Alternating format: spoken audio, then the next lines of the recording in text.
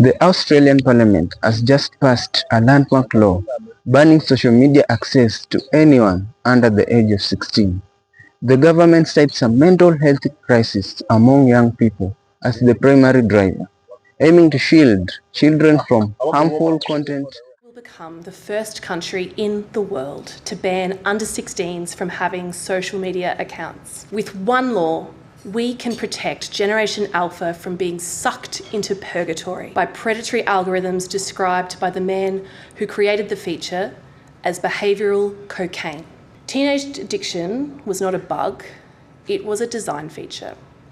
And on 10 December, there are going to be withdrawal symptoms. Teenagers will be upset, some will fight to get back on, some will manage to find their way around the tech and keep their accounts. But I truly believe the short-term discomfort will be worth the long-term benefits. This law is world-leading, and countries around the world are taking our lead. Denmark, Greece, Romania, France, New Zealand, Malaysia, the European Commission have all signalled intent to introduce a minimum age for social media. American social psychologist and author of the book The Anxious Generation, Jonathan Haidt, said, Australia's law, our law, is by far the most important single piece of legislation ever enacted on planet Earth to protect children in the internet age.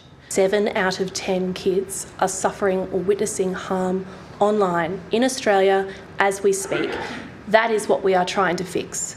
And yes, it will be difficult. We don't shy away from the fact this is a rough transition.